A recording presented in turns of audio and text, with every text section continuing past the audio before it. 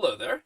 Welcome to my YouTube channel. For those of you who don't know me, my name's Farzy, and as the channel name probably implies, I play chess. And in these videos that I will be recording over the next who knows how long, to be honest, and you'll see why, I will be playing rapid games daily until I hit 2000 elo. Now, this is not going to be an easy task.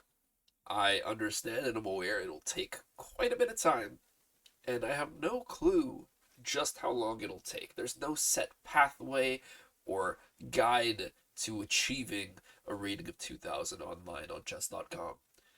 But what I intend to do through this series is to continuously try to improve on my thinking, my positional play, my tactical ability, and ultimately become a better chess player at a level where I will be able to claim that I am rated at a strength of 2000 on chess.com.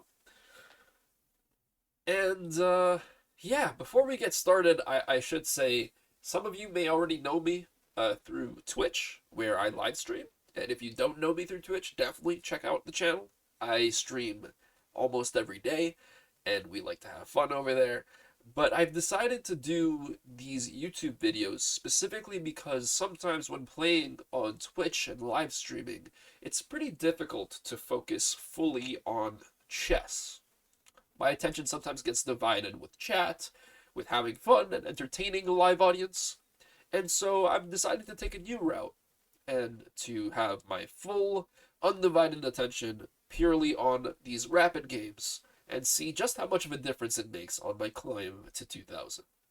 You'll also note I am not at a high elo. I am not a very strong chess player. I've only started playing chess about less than 2 years ago, and I currently sit at about 1600 rapid. Exactly 1600 rapid, actually, that's kind of funny.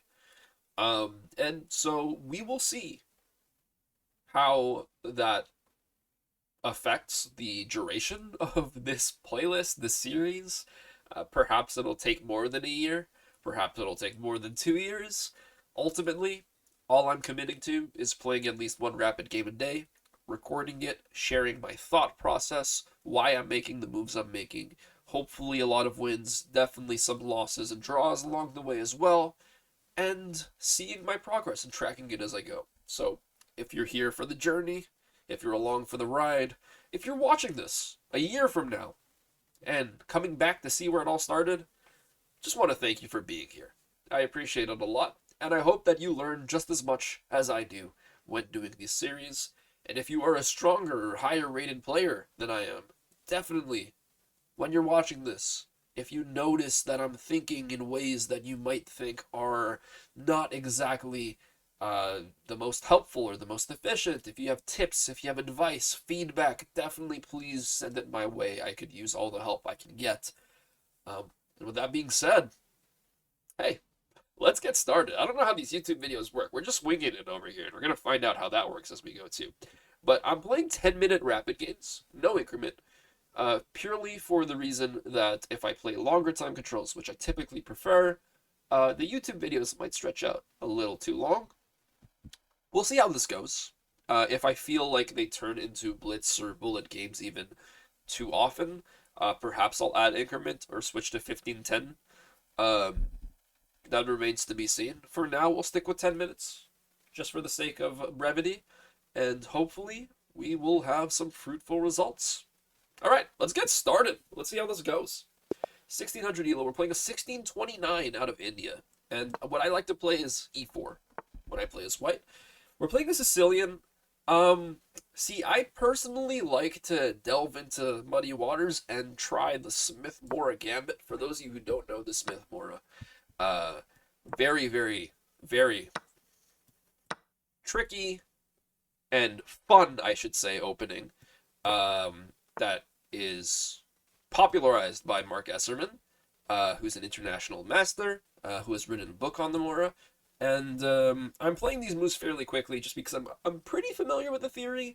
If you're curious about this opening, I highly recommend checking out either Mark Esserman's streaming and book, or also checking out Daniel Naroditsky, Daniel Naroditsky's channel. He's awesome. I love Daniel Naroditsky very much. We already have a trick here where I can take the knight on e5, and this is mate. And this might just be a full-on blunder, because after pawn takes back, the queen can just take the bishop, and I think I'm just up a piece. So we're off to a very, very nice start. That is some tricky stuff. I didn't even actually know this in the Mora. I just like doing puzzles, so it's something I saw immediately. Hey, if you can play takes, if you can play a capture, why not calculate? And I immediately see that.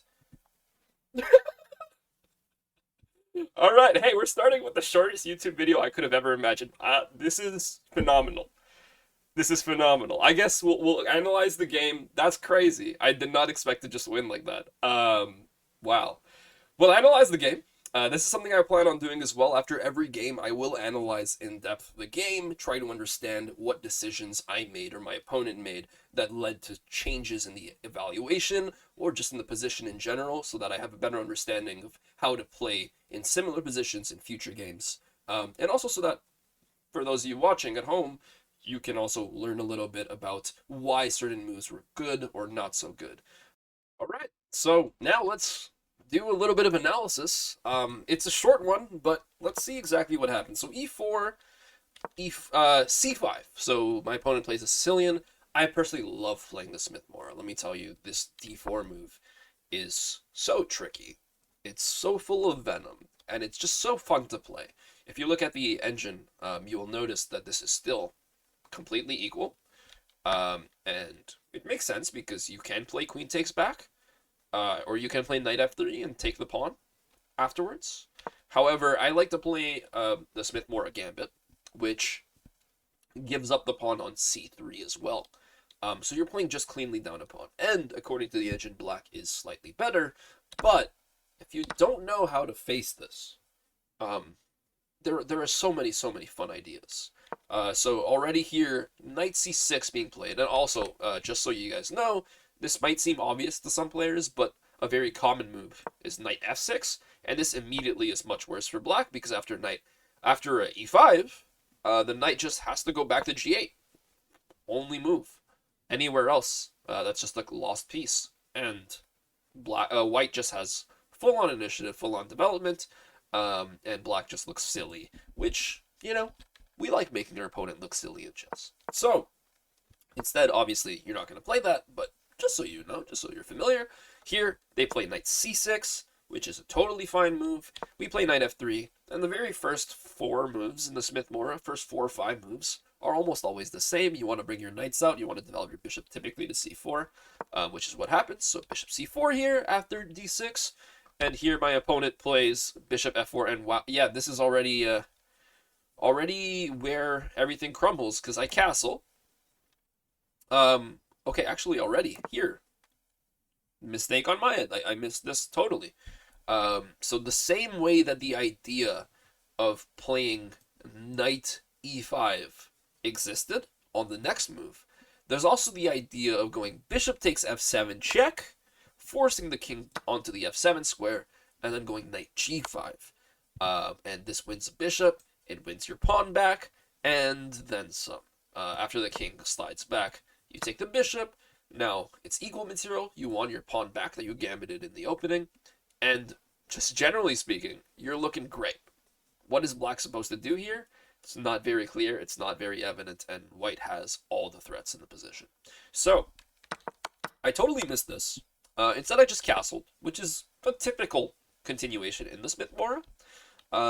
This bishop g4 move is a mistake. So I'll keep that in mind. So next time, if we play the Mora, I'm going to know, hey, bishop takes on f7 is always a possibility. But here is where black just completely crumbled, not realizing this is a very, very common tactical pattern. Not common, I should say, but it does happen, and it's very easy to miss. It's very easy to miss the fact that you can threaten checkmate and give up a queen, because obviously they cannot take the queen. And here, my opponent just resigned. So, yeah, not the most instructive game in the world. Hopefully, this is a little bit of insight into how the Smith-Morra works and how deadly it can be, just how quickly it can be deadly. And we're going to have many, many more games to come on this series. We're now at 1609. That was a 9 elo gain. We'll see how long it takes to get to 1700. I'm aiming to get to 1700 within a month. We'll see how realistic that is. But when it comes to getting 2000, I have no clue how long it'll take. I just hope that it's an enjoyable journey. It's one where I see myself grow. It's one where you all see me grow as well. And I hope you all enjoy the journey too. So with that being said, take care of yourselves. Have a wonderful day, night, wherever you are. Let me know what you think if you have any feedback. And I'll hopefully see you tomorrow. Have a good one, folks. Adios.